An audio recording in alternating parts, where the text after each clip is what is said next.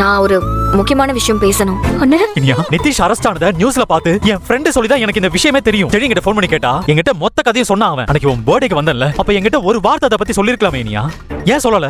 சொல்லணும்னு நினைச்சேனே, ஆனா முடியல. உங்களெல்லாம் கஷ்டப்படுத்த வேண்டாம்னு நினைச்சேன். சரி அவன் இன்னும் ஜெயில தான் இருக்கானா? ஆமா. வெளிய மட்டும் இருந்திருந்தான்னு வெச்சுக்கோயேன், அவன் கைய கால உடைச்சிருப்பேன். அவனை சும்மா விட கூடாது. அவன் மேல நாமளும் டொமஸ்டிக் வயலன்ஸ் கேஸ் போடுவோம். வெளியவே வர முடியாத மாதிரி பண்ணுவோம். மொத்த ஃபேமிலி மேலயும் நம்ம சீட்டிங் கம்ப்ளைண்ட் கொடுப்போம். எல்லாருமே பதட்டமா எமோஷனலா இருக்கும்டா. இந்த நேரத்துல ஒரு முடிவெடுத்தா அது சரியா வராது. ஒரு வாரம் இல்ல 10 நாள் போகட்டும், அப்புறம் நாம என்ன பண்ணலாம்னு யோசிக்கலாம். இனியா நீ என்னடா சொல்ற? எனக்கு இதுல சொல்றதுக்கு எதுவுமே இல்லைன்னு. நீங்க எல்லாரும் என்ன சொல்றீங்களோ அதையே நான் செய்றேன். இது உன் லைஃப்.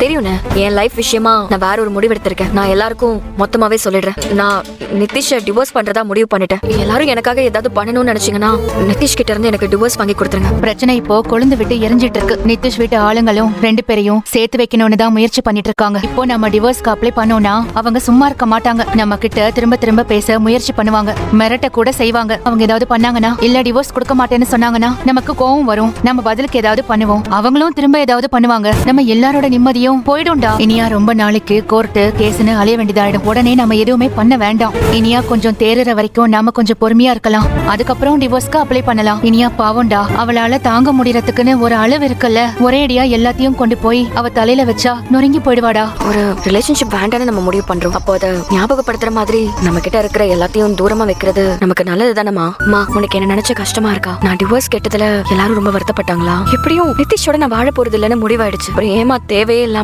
வைஃப் ஆஃப் நிதிஷ்ங்கிற ஐடென்டிட்டி, எனக்கு டிவோர்ஸ் மட்டும் வாங்கி கொடுத்துருங்கம்மா. இத்தனைக்கு அப்புறமும் நிதிஷோட நீ சேர்ந்து வாழணும்னு உன்கிட்ட யாரும் சொல்ல போறது இல்ல. டிவோர்ஸ் தான் ஒரே வழின்னு எல்லாருக்குமே தெரியும். அதை உடனே பண்ண வேண்டாம்னு நாங்க நினைக்கிறோம். நீ நினைக்கிற மாதிரி சீக்கிரமா நடந்து முடிஞ்சா பரவாயில்ல. இழுத்தடிச்சாங்கன்னா கஷ்டம் இல்ல. யாரு இழுத்தடிப்பாங்க? நிதிஷும் அவன் ஃபேமிலியும் தான். அவங்களும் டிவோர்ஸ்க்கு ஓகேன்னு சொல்லிட்டாங்கன்னா பிரச்சனை இல்ல. அதை விட்டுட்டு பிரச்சனை பண்ணா உனக்கு தாண்டா கஷ்டம். கொஞ்ச நாள் பொறுமையா இருக்கலாம்ல. நம்ம கொஞ்சம் கொஞ்சமா எல்லா பிரச்சனையும் சரி பண்ணிடலாம். நீ வேலைக்கு போ, வீட்டுல எல்லாரோடையும் பேசு, சந்தோஷமா இரு. நிதிஷ்னு ஒருத்தன் உன் வாழ்க்கையில இருந்ததையே நீ மறந்துரு. நிதிஷ் வெளியில வந்துட்டாருமா. ஜாமீன்ல வெளியில வந்துட்டாரு. வெளியில வந்த கையோட என்ன பார்க்க வந்தாரு. ஆனா நான் அவரை பார்க்கல. ஆனா நிதிஷை பத்தி நீ கவலைப்படாத. அவன் இனிமே உனக்கு தொந்தரவு கொடுக்காத மாதிரி பாத்துக்கிற பொறுப்பு எங்களோடது. சரிம்மா. இனிமே என்ன நடந்தாலும் சொல்லாம இருக்காத இனியா. தயவு செஞ்சு சொல்லு. சொல்றேன். நீ ஆரம்பத்திலேயே சொன்ன பாக்கியா, இதெல்லாம் வேண்டான்னு. உன் பேச்ச நாங்க கேட்கல. அதுக்கான தண்டனையை நாங்க அனுபவிச்சா கூட பரவாயில்ல. ஆனா பாவம் இனியாவும் சேர்ந்து அனுபவிக்கிறது தான் என்னால தாங்க முடியல. இனியா சரியாயிடுவா. அவளை பத்தி நீங்க கவலைப்பட வேண்டாம், நான் பாத்துக்கிறேன்.